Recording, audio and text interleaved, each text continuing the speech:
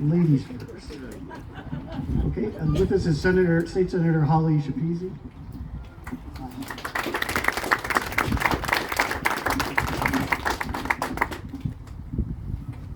Good afternoon, everybody, and thank you to the mayor and the council for inviting me to speak here today. We live in a moment in time where we oftentimes take for granted the liberties afforded us as Americans, the freedom we've had that many around the world fight to achieve. Today is meant as a day to remember, but also to teach those around us the sacrifices made by so many others so that we may continue to be free. We remember as we honor our fallen soldiers that freedom is actually not free, but carries a high price for so many. Many of our fellow men and women have paid the ultimate price, and unfortunately, history indicates that many more will. Who are these American soldiers whom we honor? They came from all walks of life. They were your next door neighbor. They were the football players, the baseball players, clerks, nurses, doctors, teachers, farmers, mechanics, our sons and daughters, our brothers and sisters, our mothers and fathers. They did not question the call. It was their duty, and they wanted to serve their country. And their names and honor are the birthright of every loyal American.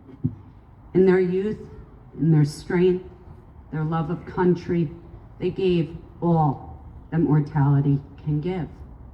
But there will come a day when no one is left who actually knew them personally, when no mourner can stand up before a grave remembering a face and a voice, a son who grew up too quickly, a mother determined to stand against injustice, a wisecracking brother, or a devoted friend. Whenever I speak at these ceremonies, I do research about who actually sacrificed their life so that we could be here. And oftentimes, as you drive by fields and roads and bridges, you don't realize that they are named after somebody's child who gave their life serving for this country. And one such person immortalized in Oakland happens to have not only a bridge named after him, but the dining hall at where he served.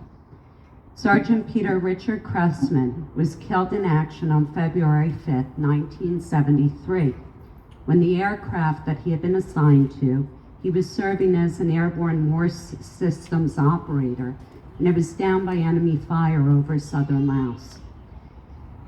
He was born in Oakland, actually he was born in Glen Ridge, but then he moved to Oakland, graduated from Indian Hills High School in 1969, where he immediately entered service. He completed basic training, and on June 21st, 1972, he was assigned to his squadron in the Air Force in Thailand. Less than 8 months later, he was killed. After he died, he received the Purple Heart, the Distinguished Flying Cross, and the Air Medal.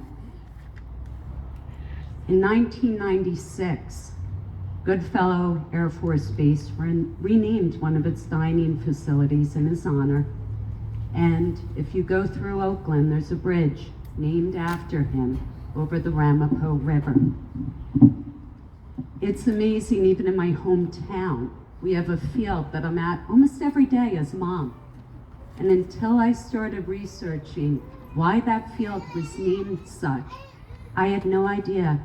It was named after a nurse who enlisted in May 1967, leaving behind a wedding dress, and went over to Vietnam, where she was part of a team that stabilized seriously wounded patients. And so as you drive through our communities and see our street names or parks, just remember many were names in honor of those who did make the ultimate sacrifice.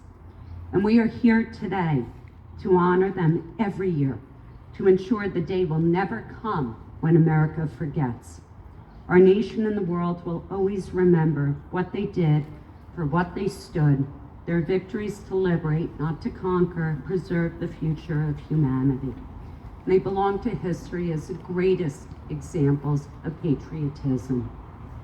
So today, let us remember and say a prayer for the families of those who have lost their sons in Afghanistan, Iraq, Vietnam, Korea, World War II, and World War I. Just in our region, over the past 20 years, Staff Sergeant Oscar Cannon, Staff Sergeant Eric Christian, Staff Sergeant Joseph D'Augustine, SPS Ryan Gartner, Corporal Michael Jankowitz, Sergeant Christopher Herbeck, Sergeant Eric Hernandez, Private Minsu Choi, who was my neighbor, Staff Sergeant Timothy McGill, SPC Kyle Griffin, Michael James Goebel, Kevin York, and most recently, Sergeant David Salinas Jr. Let us in our prayers thank those who have made our way of life possible and for the strength to preserve their legacy for generations of Americans to come. And God bless America.